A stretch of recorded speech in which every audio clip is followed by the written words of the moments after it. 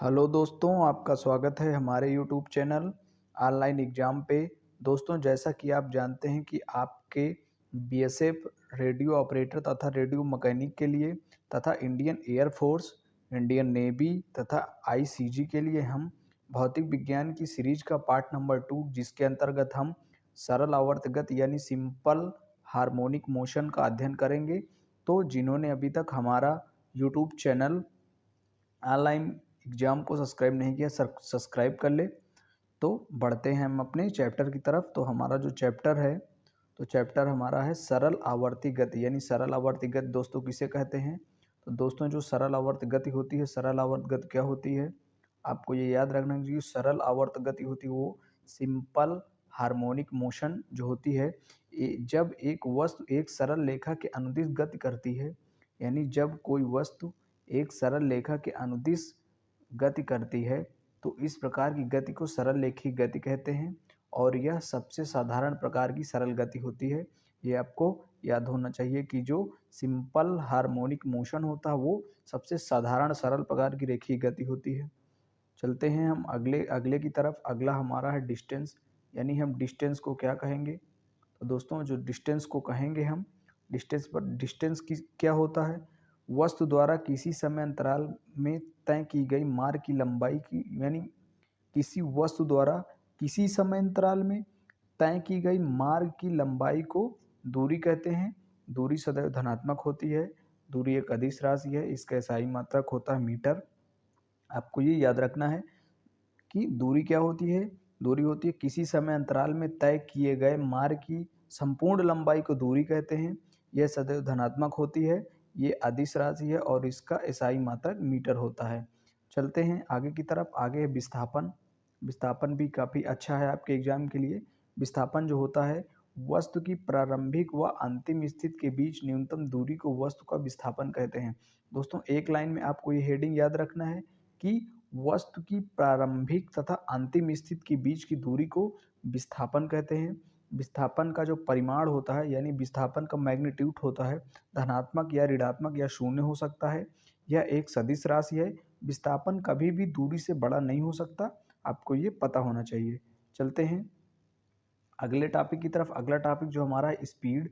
Speed है कि speed का मतलब क्या होता है, वस्तु की गति की दिशा के निरपेक्ष इकाई समय में वस्तु द्वारा चली गई दूरी वस्तु की चाल कहलाती है। यानी किसी निरपेक्ष इकाई समय में वस्तु द्वारा चली गई दूरी को वस्तु की चाल कहते हैं। चाल एक अदिश राशि है और चाल एक अदिश राशि है जिसका SI मात्रक होता है मीटर प्रति सेकंड। आपको ये याद रखना है कि चाल बराबर दूरी बटे समय होता है, तो इसका SI जो मात्रक हो जाएगा मीटर प्रति सेकंड। चलते हैं अगले की तरफ। अगला है चाल के प्रकार में आ जाएगा ताक्षणिक चाल, यानी इंस्टैंटेनियस स्पीड। जब किसी निश्चित क्षण पर हम किसी वस्तु की ओर चलते हैं, यानी जब किसी निश्चित क्षण पर हम किसी वस्तु की ओर जो चाल से होती है उसे ताक्षणिक चाल कहते हैं। परंतु समय t पर वस्तु की ताक्षणिक चाल क्या हो जाएगी, तो ताक्षणिक चाल v बराबर हो जाएगी। लिमिट लगा देंगे, आपको ये याद नहीं रखना है। आपको ये सीधा सीधा याद रखना है कि v बराबर ds/dt होता है।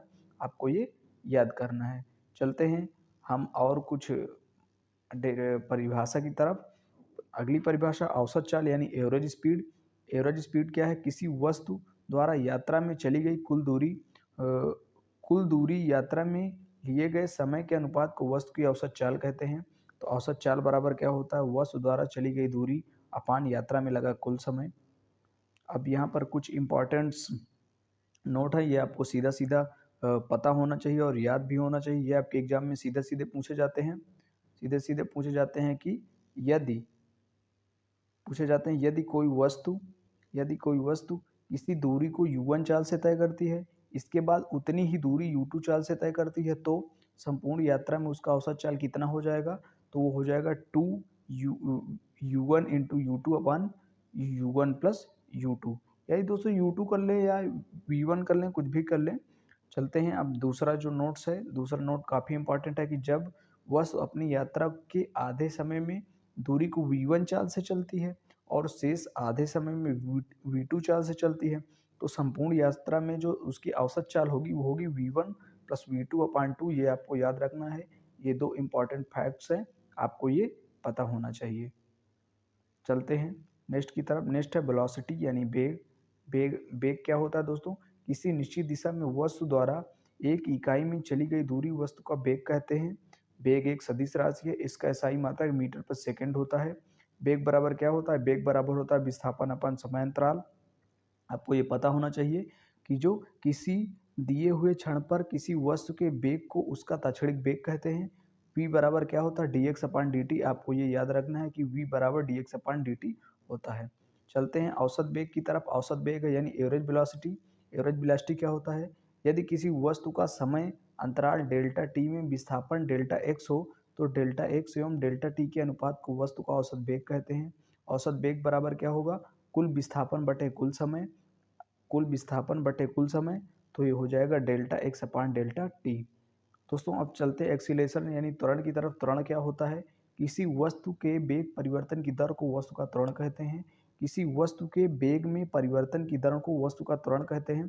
त्वरण बराबर क्या होता है? वस्तु के वेग में परिवर्तन यानी v2 से v1 जो वेग हो रहा है, यानी v2 से v1 जितना वेग में परिवर्तन होगा और उसका समय अंतराल यानी t2 से t1 हो गया। तो हमको याद रखना है कि त्वरण का जो मात्रक होता है वो मीटर पर सेकंड स्क्वायर होता है। तो आपको ये याद रखना है। और इसका बीमी सूत्र जो होता है, बीमी सूत्र होता है LT-2। आपको ये याद रखना है और ये भी याद रखना है कि ये एक सदिश राशि है।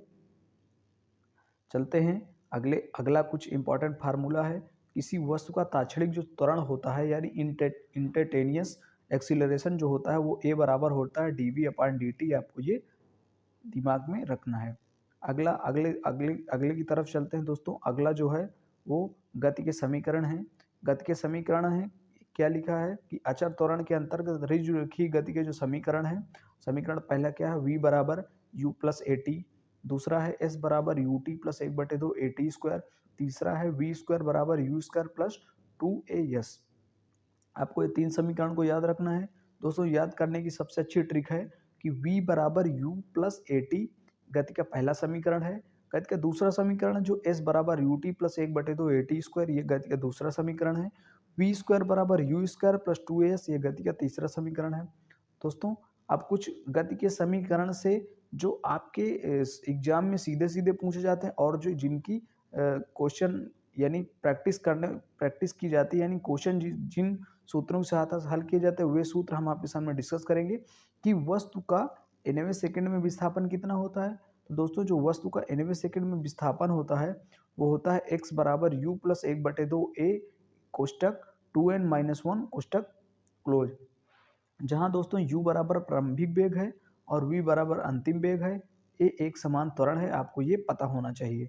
दोस्तों चलते हैं अब गति संबंधी कुछ महत्वपूर्ण तथ्य आपके सामने हैं कि गति का समीकरण एक नियत त्वरण के लिए मान्य होता है। यदि कोई पिंड एक समान त्वरण से गतिशील है और किसी समय अंतराल में उसका वेग u से v हो जाता है तो उसका औसत जो वेग होगा वो u प्लस v अपान 2 हो जाएगा। ये आपको याद रखना है। और कुछ है इंपॉर्टेंट फैक्ट गति के समीकरण के लिए। यदि कोई पिंड एक समान त्वरण से गतिशील है तथा पथ के दो बिंदुओं पर उसका वेग u से v है तो पथ पर उसका मध्य बिंदु का जो वेग हो जाएगा वो हो जाएगा vm बराबर under root U square plus V square upon 2 हो जाएगा। दोस्तों जो अगला है कि यदि S1, S2, S3 लगातार 3 समय अंतराल में दूरी को तय किया जाता है तो जो चली गई दूरियां होती हैं तो A बराबर क्या होता है? A बराबर होता है S2 माइनस S1 अपान टी स्क्वायर। और जो दूसरी दूरी होती है वो S3 माइनस S2 अपान टी स्क्वायर। तो इसका जो हल करने पर एक मेथड आएगा वो आएगा 2S2 बराबर S1 प्लस S3। आपको ये याद रखना है। चलते हैं अगले टॉपिक की तरफ। अगला टॉपिक है गुरुत्व के अधीन उदग्र गति यानी वर्टिकल मोशन अंडर ग्रेविटी। यानी गुरुत्व के अधीन उदग्र गति क्या होती है? उदग्र गति क्या होती है दोस्तों कि जब कोई पिंड ऊर्ध्वाधर ऊपर की ओर फेंका जाता है या मुक्त रूप से नीचे की ओर गिरता है तो वैसे पिंड की गति को गुरुत्व के अधीन उदग्र गति कहते हैं। उदग्र गति यानी वर्टिकल मोशन अंडर ग्रेविटी जो होती है वो लीनियर मोशन होती है। आपको ये पता होना चाहिए कि उदग्र गति जो होती है वो सरल रेखीय गति होती है। आपको ये पता होना चाहिए। दोस्तों इसमें केस आ गया। केस क्या होता है कि जो गति के तीनों समीकरण हैं, तीनों समीकरण का मतलब क्या होता है, गति के तीनों समीकरण जो आपको अभी बताए गए हैं कि u बराबर यानी सॉरी p बराबर u प्लस ए टी गति का प्रथम समीकरण है, u स्क्वायर बराबर v स्क्वायर बराबर u स्क्वायर प्लस 2as गति का तीसरा समीकरण है, s बराबर U T plus half A T square गति का दूसरा समीकरण है। तो उनमें केस बनते हैं कि केस फर्स्ट में क्या होता है, केस फर्स्ट में होता है जब पिंड को ऊपर की ओर फेंका जाता है तो जो उसका त्वरण होता है यानी एक्सीलरेशन होता है वो अंडर ग्रेविटी होता है तो वो माइनस में हो जाता है। तो महत्तम ऊंचाई पर जो v बराबर हो जाएगा 0 हो जाएगा। तो गति के समीकरण निम्न प्रकार के होंगे, u बराबर यानी v बराबर u माइनस जी टी, या हम v बराबर 0 रख लेंगे तो यहाँ से हमारा u बराबर जी टी प्राप्त हो जाएगा। दूसरा है h बराबर यू टी माइनस 1/2 जी टी स्क्वायर। अब तीसरा है यू स्क्वायर बराबर वी स्क्वायर बराबर यू स्क्वायर माइनस 2gh, यानी हम वी स्क्वायर को 0 रख देंगे तो यहाँ से हमको यू स्क्वायर बराबर 2gh प्राप्त हो जाएगा। आपको ये पता होना चाहिए कि 2gh वी स्क्वायर बराबर होता है। तो आपको फिर से अब इतना पता करने के बाद आपको महत्तम ऊंचाई में पहुंचने में लगा समय, जो आपके एग्जाम में सीधे सीधे पूछा जाता है कि महत्तम ऊंचाई पर पहुंचने में जो लगा समय होता है वो टी बराबर क्या होता है, अंडर रूट 2h अपान जी होता है। तो आपको ये याद रखना है। अगला दोस्तों, अगला है कि किसी पिंड द्वारा तय की गई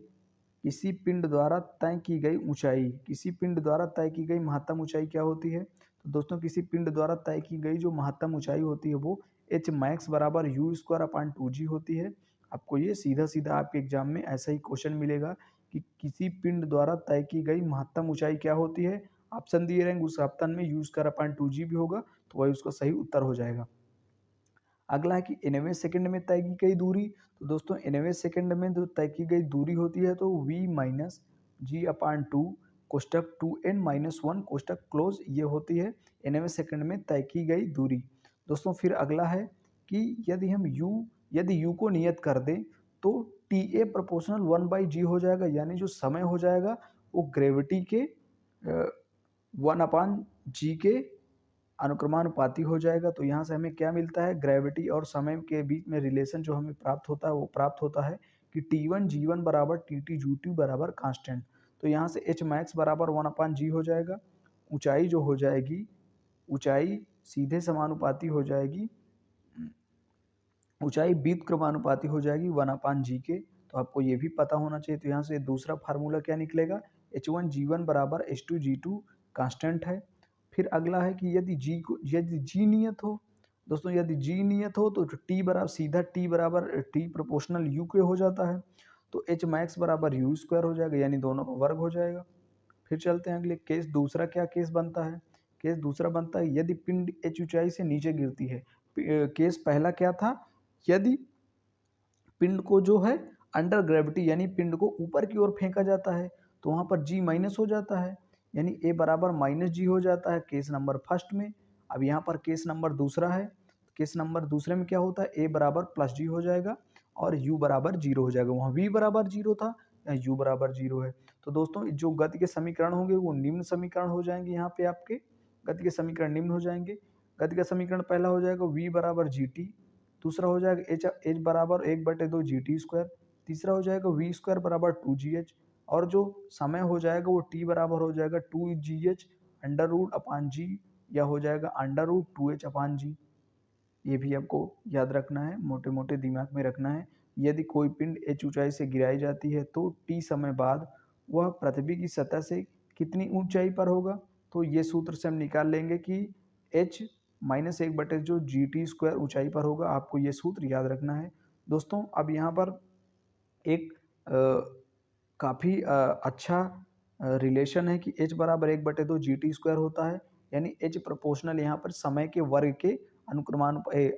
वर्ग के अनुक्रमानुपाती होता है, यानी h प्रोपोर्शनल टी स्क्वायर। अब दोस्तों यहाँ पर है 90 सेकंड में तय की गई दूरी। तो 90 सेकंड में जो तय की गई दूरी होती है यानी एच एन होता है 1/2 जी इंटू 2n-1 होता है। दोस्तों फिर चलते हैं रिलेटिव वेलोसिटी की तरफ, यानी अपेक्षिक वेग। तो अपेक्षिक वेग क्या होता है, एक पिंड की दूसरे पिंड के सापेक्ष वेग ही उसका अपेक्षिक वेग कहलाता है। दोस्तों आपको पता होगा कि जो रिलेटिव वेलोसिटी होती है, एक बिंदु का दूसरी पिंड के सापेक्ष उसका आपेक्षिक वेग कहलाता है। किसी पिंड का आपेक्षिक वेग वह समय दर है जिससे वह पिंड किसी अन्य पिंड के सापेक्ष अपनी स्थिति बदल रही है। अर्थात एक पिंड दूसरे पिंड के सापेक्ष आपेक्षिक वेग उसका आपेक्षिक विस्थापन परिवर्तन की समय के दर के बराबर होता है। आपको ये पता होना चाहिए। और अब यहाँ पर आपके एग्जाम के लिए ऐसे ही क्वेश्चन पूछे जाते हैं कि दोनों पिंड एक ही दिशा में गतिशील हों तो ए का सापेक्ष बी का अपेक्षिक वेग क्या होगा। तो दोस्तों ए के सापेक्ष जो बी का अपेक्षिक वेग होगा तो v बराबर बी जो पीछे होगा वो आगे आ जाएगा, जो आगे होगा वो पीछे चला जाएगा। तो ए के सापेक्ष बी का अपेक्षिक वेग क्या होगा, तो वी बी ए बराबर V B minus V A हो जाएगा। और इसी प्रकार क्या हो जाएगा, इसी प्रकार दोस्तों b के सापेक्ष a का अपेक्षिक वेग क्या होगा, तो वी ए बी बराबर हो जाएगा V A minus V B. इसी प्रकार दूसरा है, दोनों पिंड परस्पर विपरीत दिशा में गतिशील हों। तो दोनों पिंड जो विपरीत दिशा में जब गतिशील होंगे तो a के सापेक्ष b का अपेक्षिक वेग क्या होगा, एक a के सापेक्ष जो b का अपेक्षिक वेग होगा वो हो जाएगा वी बी ए बराबर V A plus V B. अब यहाँ पर एक दूसरा केस है, दूसरा केस क्या बनता है कि v का सापेक्षिक वेग a के अपेक्षिक वेग के क्या होता है, यानी a के वेग की दिशा में होता है। तो यहाँ से एक फार्मूला निकल के आएगा वी ए बी बराबर V A plus V B. आपको ये पता होना चाहिए। दोस्तों ये हमारा थ्योरेटिकल पार्ट यहाँ पे समाप्त होता है और अब कुछ हम क्वेश्चन आपके सामने डिस्कस करेंगे। आप ध्यानपूर्वक इन क्वेश्चनों को पढ़ते जाइएगा। दोस्तों जो त्वरण होता है, त्वरण का एसआई मात्रक क्या होता है, त्वरण का जो एसआई मात्रक होता है वो मीटर पर सेकंड स्क्वायर होता है और इसकी बीमा होती है एम टी स्क्वायर। आपको ये सीधा सीधा आपके क्वेश्चन में देखने को मिल सकता है। चलते हैं अगले क्वेश्चन की तरफ। अगला क्वेश्चन है, निम्न में से कौन सी भौतिक राशि सदिश है, यानी सदिश कौन सी होती है जिनमें परिमाण भी होता है और दिशा भी होती है, यानी दिशा परिमाण दोनों होती है तो इनमें विस्थापन हो जाएगा। इसका ऑप्शन नंबर डी यानी डिफेंस करेक्ट हो जाएगा। दोस्तों चलते हैं अगले क्वेश्चन की तरफ। अगला क्वेश्चन है, समरूप चाल से गति का अर्थ होता है। दोस्तों समरूप चाल में जो गति का अर्थ होता है वो चाल का अचर होता है। इसका ऑप्शन नंबर डी यानी डी फॉर डिफेंस एकदम करेक्ट हो जाएगा। चलते हैं अगले क्वेश्चन की तरफ। अगला क्वेश्चन है, वेग समय ग्राफ की प्रवणता यानी वेग समय ग्राफ की प्रवणता या ढाल किसका परिमाण देती है। तो दोस्तों जो वेग समय ग्राफ की प्रवणता जो ढाल देती है वो त्वरण का ढाल देती है। तो इसका ऑप्शन सी सीफा सीडीएस यहाँ पर एकदम करेक्ट हो जाएगा। दोस्तों अगला है पांचवा क्वेश्चन, अपेक्षिक वेग का एसआई इकाई क्या होती है, यानी अपेक्षिक वेग की एसआई यूनिट क्या होती है। तो अपेक्षिक वेग की जो एसआई यूनिट होती है वो होती है मीटर पर सेकेंड। इसका ऑप्शन नंबर ए यहाँ पर ए फॉर एयरफोर्स एकदम करेक्ट हो जाएगा। चलते हैं नेक्स्ट क्वेश्चन की तरफ। नेक्स्ट क्वेश्चन अपेक्षिक वेग से है। दोस्तों यदि दो वस्तु ए तथा बी का वेग क्रमशः वी ए और वी बी हो तथा दोनों वस्तु एक ही दिशा में गतिमान हो तो ए के सापेक्ष बी का अपेक्षिक वेग यानी वी बी ए निम्नलिखित में किस तरह से परिभाषित होगा। तो वी बी ए बराबर क्या हो जाएगा, V B minus V A. चलते हैं नेक्स्ट क्वेश्चन की तरफ। नेक्स्ट क्वेश्चन है, नेक्स्ट क्वेश्चन काफ़ी अच्छा क्वेश्चन है। ये भी अपेक्षिक वेग यानी रिलेटिव वेलोसिटी से संबंधित है। वी ए बी बराबर क्या हो जाएगा, V A minus V B, यानी ए फॉर एयरफोर्स इसका सही उत्तर हो जाएगा।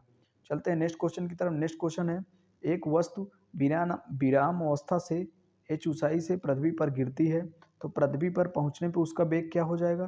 दोस्तों जब एक वस्तु विराम अवस्था में h ऊंचाई से पृथ्वी पर गिरती है तो पृथ्वी पर पहुंचने पर जो उसका वेलोसिटी हो जाएगी यानी सी सीफा सी डी एस √2gh यहाँ पर एकदम करेक्ट आंसर हो जाएगा। दोस्तों अगला क्वेश्चन है, एक वस्तु द्वारा चली गई दूरी समय के अनुक्रमानुपाती होती है। तो समय के अनुक्रमानुपाती कब होती है, जो समान त्वरण से चल रही होती है तो वो समय के अनुक्रमानुपाती होती है। आपको ये पता होना चाहिए। दोस्तों ये काफ़ी अच्छा क्वेश्चन आपके एग्जाम के लिए जो बीएसएफ के एग्जाम में पिछली बार पूछा गया है कि दो गतिमान कणों समय विस्थापन ग्राफ एक ही पैमाने पर खींचे गए तो एक्स अक्ष के सापेक्ष क्रमशः 30 डिग्री एवं 60 डिग्री का कोण बनाती हुई सरल रेखाएं हैं तो कोणों का योग का अनुपात क्या हो जाएगा। तो दोस्तों यहाँ पर जो हो जाएगा वो हो जाएगा 1:3। इसका option number B for BSF एकदम करेक्ट हो जाएगा। चलते हैं अगले क्वेश्चन की तरफ। अगला क्वेश्चन काफ़ी अच्छा क्वेश्चन है आपके एग्जाम के लिए। अगला क्वेश्चन है कि S बराबर A0 plus A1T plus A2T square है, तो इस पिंड का त्वरण क्या हो जाएगा? दोस्तों अगर हम आपको एक ट्रिक बताते हैं कि जब किसी पिंड का वेग निकाला जाता है तो दोस्तों आपको अवकलन जरूर पढ़े होंगे। तो अवकलन अगर वेग निकालने को बोला जाए तो एक बार अवकलन करते हैं, अगर उसका त्वरण निकालने को बोला जाए तो 2 बार अवकलन करते हैं। तो यहाँ पर इसको 2 बार डेरिवेटिव करेंगे तो उत्तर हो जाएगा 2A2। इसका ऑप्शन नंबर बी यहाँ पर एकदम करेक्ट हो जाएगा। दोस्तों चलते हैं नेक्स्ट क्वेश्चन की तरफ। नेक्स्ट क्वेश्चन है, यदि किसी कण का विस्थापन समय के वर्ग के अनुक्रमानुपाती है तो पिंड का जो त्वरण हो जाएगा वो एक समान हो जाएगा। ये आपके एग्जाम में सीधा सीधा क्वेश्चन पूछा गया था कि यदि किसी कण का विस्थापन समय के वर्ग के अनुक्रमानुपाती हो तो पिंड का जो त्वरण हो जाएगा एक समान हो जाएगा। आपको ये पता होना चाहिए। दोस्तों ये आज का हमारा लास्ट क्वेश्चन है कि गति के समीकरणों को किस वैज्ञानिक ने ज्ञात किया था? दोस्तों ये 2016 बीएसएफ के एग्जाम में पूछा गया था कि गति के समीकरणों को गैलीलियो ने फाइंड किया था, तो इसका option number D for defence correct हो जाएगा।